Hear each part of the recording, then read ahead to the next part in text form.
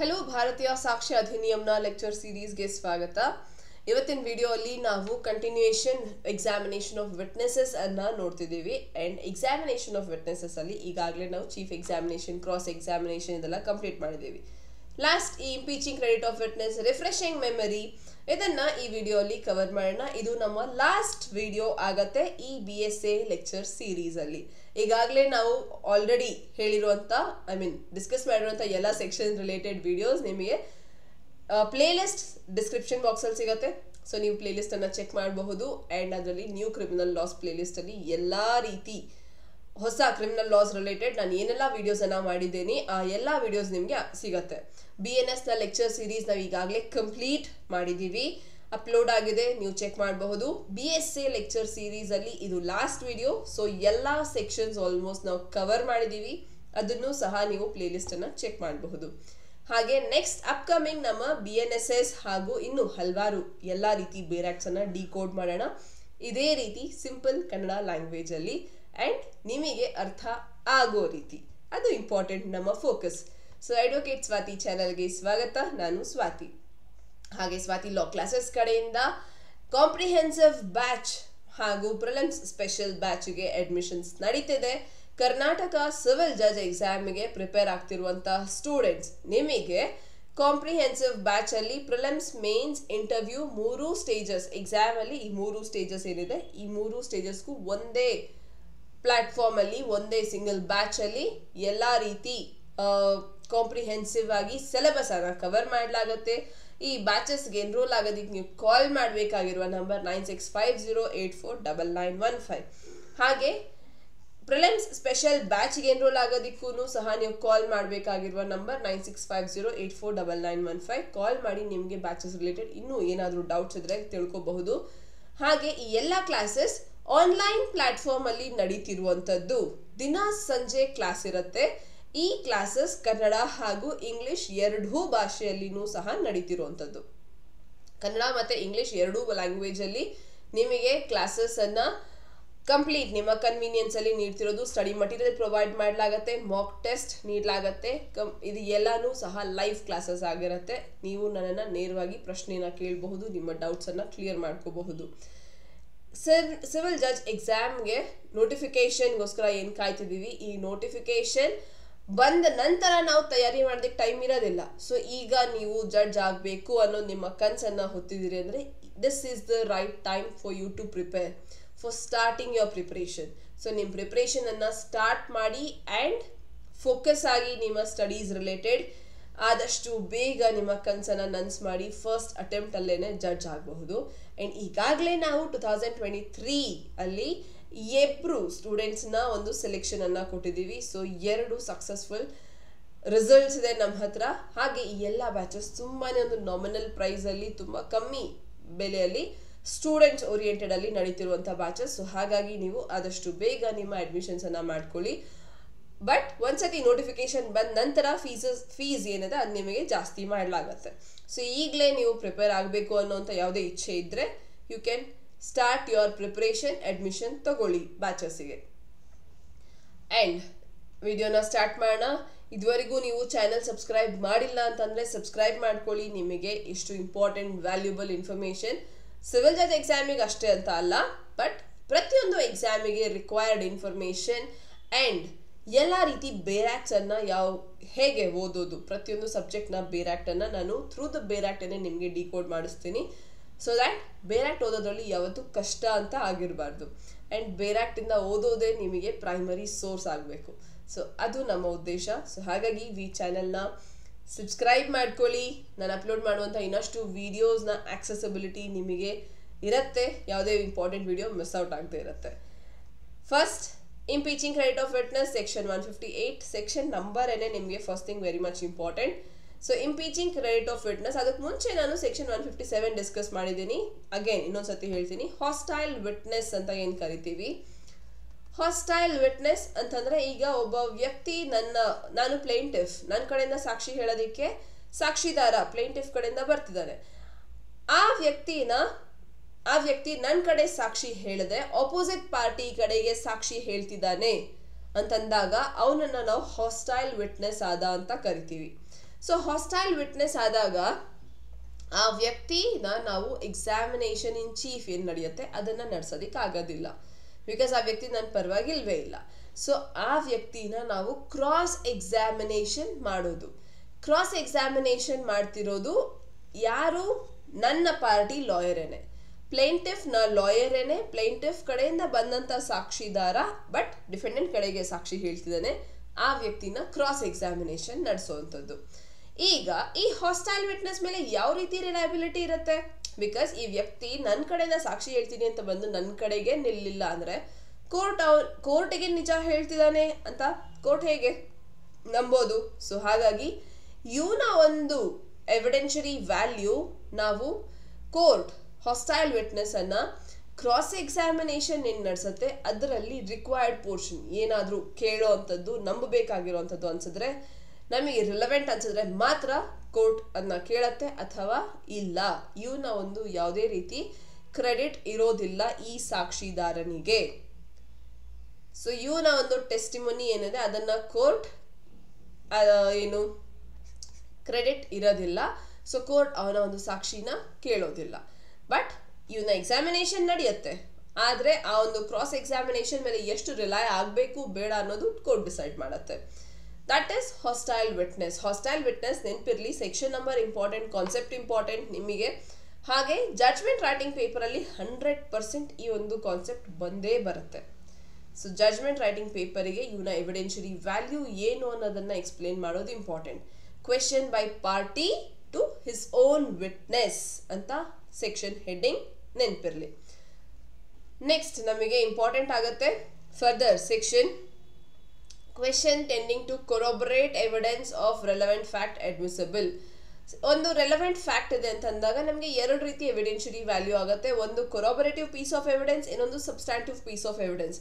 Substantive piece of evidence ಅಂತ ಅಂದಾಗ ಬರೀ ಅವನ ಒಂದು ಹೇಳಿಕೆ, ಫಾರ್ ಎಕ್ಸಾಂಪಲ್ ಒಬ್ಬ ಐ ವಿಟ್ನೆಸ್ ನಮಗೆ ಸಬ್ಸ್ಟ್ಯಾಂಟಿವ್ ಪೀಸ್ ಆಫ್ ಎವಿಡೆನ್ಸ್ ಆಗ್ತಾನೆ, ಅವನ ಹೇಳಿಕೆನೇ ಸಾಕು, ಕನ್ವಿಕ್ಟ್ ಕೂಡ ಸಹ ಮಾಡಬಹುದು. ಕೊರಾಬರೇಟಿಂಗ್ ಅಂತ ಅಂದಾಗ ಒಬ್ಬ ಸಾಕ್ಷಿದಾರ ಅವನೇನು ಹೇಳಿದಾನೆ ಅದರಿಂದ ನಮಗೆ ಒಂದು ಅರ್ಧಂಬರ್ಧ ಡೀಟೇಲ್ಸ್ ಅಷ್ಟೇ ಸಿಕ್ಕಿದೆ, ಅವನು ಬೆಸ್ಟ್ ಪೀಸ್ ಆಫ್ ಎವಿಡೆನ್ಸ್ ಅಲ್ಲ. ಮೆಡಿಕಲ್ ಒಪಿನಿಯನ್ ಆಗಬಹುದು, ಇದೆಲ್ಲನೂ ನಮಗೆ ಕೊರಾಬರೇಟಿವ್ ಪೀಸ್ ಆಫ್ ಎವಿಡೆನ್ಸಸ್ ಆಗುತ್ತೆ. ಒಂದಕ್ಕೆ ಇನ್ನೊಂದು ಸಾಕ್ಷಿದಾರ ಇನ್ನೊಬ್ಬರ ಎವಿಡೆನ್ಸ್ ಟೆಸ್ಟಿಮನಿ ಸೇರಿ ಅದು ಗಟ್ಟಿಯಾಗಿ ನೆಕ್ಸ್ಟ್ ನಾವು ಅದು ಕೊರಾಬರೇಟಿವ್ ಪೀಸಸ್ ಅಂತಂದ್ರೆ ಇದನ್ನ ಹೌದು ಅಂತ ಸಾಬೀತುಪಡಿಸೋದಕ್ಕೆ ಇನ್ನೊಂದು ಸಾಕ್ಷಿನ ಅವಶ್ಯಕತೆ ಇದ್ದೇ ಇರುತ್ತೆ. ಈ ರೀತಿ ಒಂದೆರಡು ಮೂರ್ನಾಲ್ಕು ಜನ ಸೇರಿ ಮೂರ್ನಾಲ್ಕು ಜನ ಒಂದೇ ರೀತಿ ಸಾಕ್ಷಿ ಕೊಡ್ತಿದ್ದಾರೆ ದಟ್ ಹೌದು ಇಲ್ಲೊಂದು ಆಕ್ಸಿಡೆಂಟ್ ಆಗಿತ್ತು ಅಂಡ್ ಅದು ರೆಡ್ ಕಲರ್ ಆಲ್ಟೋ ಕಾರಿಂದ ಆಗಿರುವಂಥದ್ದು. ಆಗ ಕೋರ್ಟ್ ರಿಲೈ ಆಗಬಹುದು, ನಂಬಬಹುದು ದಟ್ ಓಕೆ ಇದು ಈ ಥರ ಆಗಿರೋದು ನಿಜ. ಬಟ್ ಒಬ್ಬ ಸಾಕ್ಷಿದಾರ ನಾನು ಈ ಥರ ನೋಡಿದ್ದೀನಿ ಬಟ್ ಇದು ಎಷ್ಟು ನಿಜ ಅನ್ನೋದು ಗೊತ್ತಿಲ್ಲ, ಆ ಥರ ಎಲ್ಲ ಇದ್ದಾಗ ನಾವು ಅದನ್ನ ಸಬ್ಸ್ಟ್ಯಾಂಟಿವ್ ಪೀಸ್ ಅಂತ ಕರೆಯೋದಿಲ್ಲ. So question tending to corroborate evidence, ನಾವು ಯಾವುದೇ ಒಂದು ಫ್ಯಾಕ್ಟ್ ಏನಿದೆ ಅದನ್ನು ಅಡ್ಮಿಸಿಬಲ್ ಮಾಡ್ಕೊಳ್ಳೋದಕ್ಕೆ ಕೊರಾಬರೇಷನ್ ಮುಖಾಂತರ ಮಾಡ್ಕೋಬಹುದು. That is section 159. Next former statement of witness to be prove to corroborate later testimony. ಇದೆಲ್ಲಾನು ನಾಟ್ ಸೊ ಇಂಪಾರ್ಟೆಂಟ್, ಒಂದು ರೀಡಿಂಗ್ ಅನ್ನ ಡೆಫಿನೆಟ್ಲಿ ನೀವು ಕೊಡಬಹುದು. Refreshing memory section 152, section 159 of Indian Evidence Act ಆಗಿತ್ತು, ಇಂಪಾರ್ಟೆಂಟ್ ಆಗಿತ್ತು section.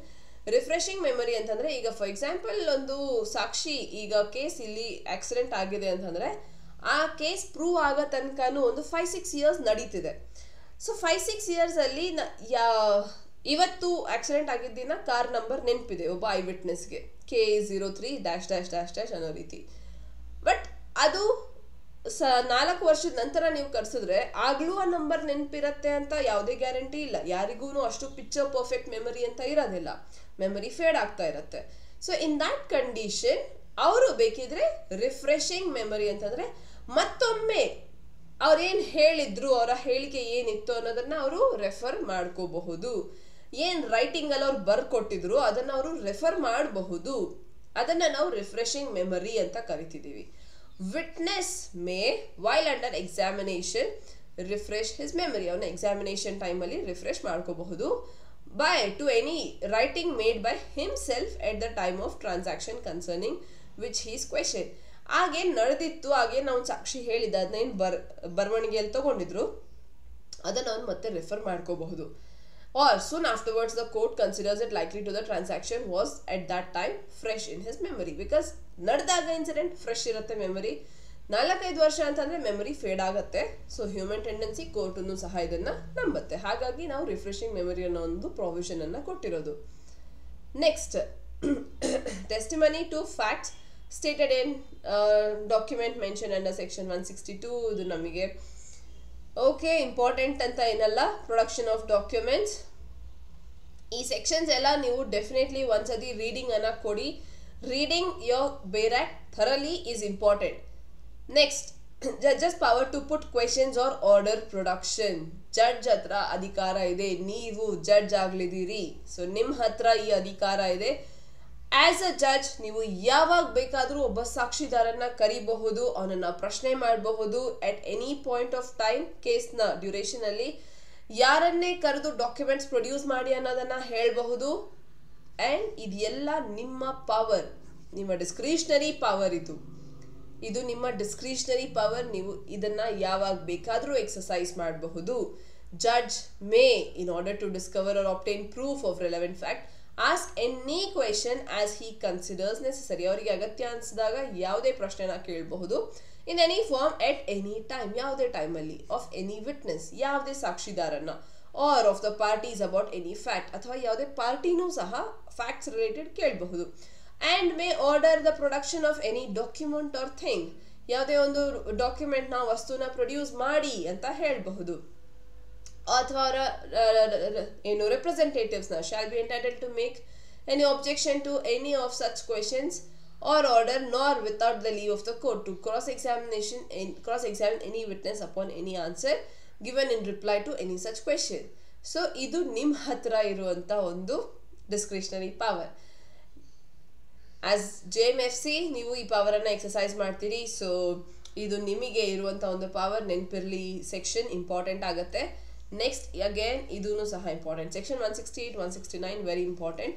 No new trial for improper admission or rejection of evidence. ಒಂದು evidence ಅನ್ನ ನಾವು ಸರಿಯಾಗಿ ತಗೊಳ್ಳಿಲ್ಲ, ಅಡ್ಮಿಟ್ ಮಾಡ್ಕೊಳ್ಳಿಲ್ಲ ಅಂತ ಅಂದಾಗ ಅದಕ್ಕೋಸ್ಕರ ಅಂತ ಹೊಸ ಟ್ರಯಲ್ ನಡೆಯೋದಿಲ್ಲ. ಪ್ರಿಲಿಮ್ಸ್ಗೆ ಕೇಳಿರುವಂಥ important question. Until and unless ಅದರಿಂದ ಮೆರಿಟ್ಸ್ ಆಫ್ ದ ಕೇಸ್ಗೆ ಹ್ಯಾಂಪರ್ ಆಗಿದೆ ಅಂತ ಅಂದಾಗ ಅದು ಕನ್ಸಿಡರ್ ಮಾಡುವಂಥದ್ದು. ಬಟ್ ಸರಿಯಾಗಿ ಇಂಪ್ರಾಪರ್ ಅಡ್ಮಿಷನ್ ಆಯಿತು ಅನ್ನೋ ಒಂದು ಕಾರಣಕ್ಕೆ ನಾವು ಹೊಸ ಟ್ರಯಲ್ ಅನ್ನ ಶುರು ಮಾಡೋದಿಲ್ಲ. ಅಥವಾ ಒಂದು ಎವಿಡೆನ್ಸ್ ಅನ್ನ ರಿಜೆಕ್ಟ್ ಮಾಡಿದ್ವಿ ಅಂತ ಮಾತ್ರಕ್ಕೆ ಹೊಸ ಟ್ರಯಲ್ ಶುರು ಆಗೋದಿಲ್ಲ. No new trial, no new trial. Improper admission or rejection of the evidence shall not be ground of itself for a new trial or reversal of any decision in any case. ಯಾವುದೇ ಕೇಸಲ್ಲಿ ಒಂದು judgment ನ reverse ಮಾಡೋದಕ್ಕೆ ಇದು ground ಅಲ್ಲ. If it shall appear to the court before which such objection raised that independently of the evidence objected to and admitted there was sufficient evidence to justify the decision, or that if the rejected evidence had received it ought not to have varied the decision. ಅಕಸ್ಮಾತ್ ಆ ಒಂದು rejection ಏನಾಯ್ತು ಅದರಿಂದ merits of the case hamper ಆಗ್ತಿದೆ, then okay. But ಅದು ಬಿಟ್ರೆ ನಾವು ಅಪೀಲ್ಗೆ ಹೋಗ್ಬೋದು. ಪ್ರತಿಯೊಂದು ನಮ್ಮ ಹತ್ರ ಬೇರೆ ದಾರಿ ಇದೆ. ಆ ಹೊಸ ಟ್ರಯಲ್ ಅನ್ನ ಶುರು ಮಾಡೋದಿಲ್ಲ. This is section 169, very important section. ಅದಾದ ನಂತರ ಈ ಚಾಪ್ಟರ್ 12 ರಿಪೀಲ್ ಅಂಡ್ ಸೇವಿಂಗ್ಸ್, ಇದು ಹೊಸದಾಗಿ ಹಾಕಿರುವಂಥದ್ದು. ಸೊ ಹೊಸದಾಗಿ ಆ್ಯಡ್ ಆಗಿರೋವಂಥದ್ದು, ಕನ್ಸಿಡರ್ ಇಟ್. ಆ್ಯಂಡ್ ಇದಾದಮೇಲೆ ಸರ್ಟಿಫಿಕೇಟ್ಸ್ ಇದೆಲ್ಲನೂ ಸಹ ಶೆಡ್ಯೂಲ್ಸ್. ಓಕೆ, ಇಲ್ಲಿ ತನಕ ನಮ್ಮ ಸೆಕ್ಷನ್ಸ್ ಆಗಿತ್ತು. ಆ್ಯಂಡ್ ಇದಿಷ್ಟೂ ಸಹ ವೆರಿ ಇಂಪಾರ್ಟೆಂಟ್ ಸೆಕ್ಷನ್. ಪ್ರತಿಯೊಬ್ಬ ಸ್ಟೂಡೆಂಟ್ ಹತ್ರನೂ I request to read your bare act thoroughly. Specially Indian evidence ಆ್ಯಕ್ಟ್ನ ಬೇರ್ ಆಕ್ಟ್ ಅಂತೂ 100% ಪ್ರತಿಯೊಬ್ಬರು ಓದಲೇಬೇಕಾಗಿರುವಂಥದ್ದು. ಸೆಕ್ಷನ್ ಬೈ ಸೆಕ್ಷನ್ ಓದಿ, ಒಂದು ರೀಡಿಂಗ್ ಕಂಪ್ಲೀಟ್ ಕೊಡಿ. ಬಟ್ ಇಂಪಾರ್ಟೆಂಟ್ ಸೆಕ್ಷನ್ಸ್ ಏನೇನಲ್ಲ ಅಂತ ನಾವು ಡಿಸ್ಕಸ್ ಮಾಡಿದ್ದೀವಿ. ಆ ಸೆಕ್ಷನ್ಸ್ನ ಯಾವುದೇ ಕಾರಣಕ್ಕೂ ಸ್ಕಿಪ್ ಮಾಡಬೇಡಿ. ಆ್ಯಂಡ್ ಆ ಸೆಕ್ಷನ್ಸ್ ಮೇಲೆ ಹೆಚ್ಚಿಗೆ ಗಮನ ಫೋಕಸ್ ಇರಲಿ. ಏನಾದರೂ ಡೌಟ್ ಇದ್ದರೆ ನೀವು ನನ್ನ ಕಮೆಂಟ್ ಸೆಕ್ಷನಲ್ಲಿ ಕೇಳಬಹುದು. I will be very happy to answer you. ನಿಮ್ಮ ಕಮೆಂಟ್ಸನ್ನು ನಾನು ಕನ್ಸಿಡರ್ ಮಾಡ್ತೀನಿ. ನಿಮಗೆ ಯಾವುದೇ ರೀತಿ ಹೊಸ ವೀಡಿಯೋಸ್ ಬೇಕಿದ್ರೂ ಸಹ ನನ್ನ ಕಮೆಂಟ್ ಸೆಕ್ಷನಲ್ಲಿ ತಿಳಿಸ್ಬಿ. ಆ್ಯಂಡ್ ನಾನು ನಿಮಗೋಸ್ಕರ ಆ ಹೊಸ ವೀಡಿಯೋಸನ್ನು ಮಾಡೋದಕ್ಕೆ ತಯಾರಾಗಿದ್ದೀನಿ. ನೆಕ್ಸ್ಟ್, ಈ ಸ್ವಾತಿ ಲಾ ಕ್ಲಾಸಸ್ ಅನ್ನೋದು ನಾವೇನು comprehensive batch and prelim special batch ಬಗ್ಗೆ ಇಷ್ಟೊತ್ತು ಮಾಹಿತಿ ಕೊಟ್ಟೆ. ಅಗೇನ್ ಈ ಬ್ಯಾಚಸ್ಗೆ ನೀವು ಎನ್ರೋಲ್ ಆಗೋದಕ್ಕೆ ನಿಮ್ಮನ್ನು ನೀವು ಅಡ್ಮಿಷನ್ ತಗೊಳ್ಳೋದಕ್ಕೆ 9650849915 ಈ ನಂಬರ್ಗೆ ಕಾಲ್ ಮಾಡಿ ಅಡ್ಮಿಷನ್ ತಗೊಳ್ಳಿ. ಪ್ರಿಲಿಮ್ಸ್ ಸ್ಪೆಷಲ್ ಬ್ಯಾಚ್ ಹಾಗೂ ಕಾಂಪ್ರಿಹೆನ್ಸಿವ್ ಬ್ಯಾಚ್ ಎರಡೂ ಅಡ್ಮಿಷನ್ಸ್ ನಡೀತದೆ. ಆ್ಯಂಡ್ ನಿಮ್ಮ ಅಡ್ಮಿಷನ್ಸ್ ಕಂಪ್ಲೀಟ್ ಇದು ಆನ್ಲೈನ್ ಕ್ಲಾಸಸ್ಸಿಗೆ ಆಗಿರುತ್ತೆ. ಸೊ ಆನ್ಲೈನ್ ಕ್ಲಾಸಸ್ ಕನ್ನಡ ಹಾಗೂ ಇಂಗ್ಲೀಷ್ ಎರಡೂ ಭಾಷೆಯಲ್ಲೂ ನಡೀತಿರುವಂಥದ್ದು. ನಿಮ್ಮ ಫ್ರೆಂಡ್ಸ್ ಆಗಲಿ ಅಥವಾ ಕ್ಲಾಸ್ಮೇಟ್ಸ್ ಆಗಲಿ ಯಾರಿಗೆ ಈ ಒಂದು ಜಡ್ಜ್ ಆಗುವಂಥ ಕನಸಿದ್ರೆ ಡೆಫಿನೆಟ್ಲಿ ಅವರಿಗೆ ಒಂದು ಮಾತನ್ನು ತಿಳಿಸಿ ದ್ಯಾಟ್ ಈ ರೀತಿ ಒಂದು ಪ್ಲ್ಯಾಟ್ಫಾರ್ಮ್ ಇದೆ ಆ್ಯಂಡ್ ಸೊ ದಟ್ ಅವರು ಅವರ ಕನಸನ್ನು ನನಸು ಮಾಡ್ಕೊಳ್ಳೋದಕ್ಕೆ ಈಸಿ ಆಕ್ಸೆಸಿಬಿಲಿಟಿ ಆ್ಯಂಡ್ ಒಂದು ವೇದಿಕೆ ಇದೆ ಅನ್ನೋದು, ಅವರಿಗೆ ಸಪೋರ್ಟ್ ಸಿಸ್ಟಮ್ ಇದೆ ಅನ್ನೋದು ತಿಳಿಸಿ. ಸೊ ಇಲ್ಲಿವರೆಗೂ ವಿಡಿಯೋ ನೋಡಿದ್ದೀರಿ ಆ್ಯಂಡ್ ಇಷ್ಟ ಆಯಿತು ಅನ್ನೋದಾದರೆ ಪ್ಲೀಸ್ ಡೂ ಸಬ್ಸ್ಕ್ರೈಬ್ ಆ್ಯಂಡ್ ಚಾನಲ್ನ ಸಬ್ಸ್ಕ್ರೈಬ್ ಮಾಡ್ಕೊಳ್ಳಿ. ಇದೇ ರೀತಿ ಇನ್ನಷ್ಟು ಇಂಪಾರ್ಟೆಂಟ್ ವೀಡಿಯೋಸ್ಗೆ ಆಲ್ರೆಡಿ ಸಬ್ಸ್ಕ್ರೈಬ್ ಮಾಡಿರುವಂಥ ಪ್ರತಿಯೊಬ್ಬ ಸ್ಟೂಡೆಂಟಿಗೂ ಥ್ಯಾಂಕ್ ಯು ವೆರಿ ಮಚ್. ಹಾಗೂ ನಿಮ್ಮ AIB ಎಕ್ಸಾಮ್ ಏನು ನಡೀತದೆ ಅದಕ್ಕೂ ಸಹ all the very best. Thank you.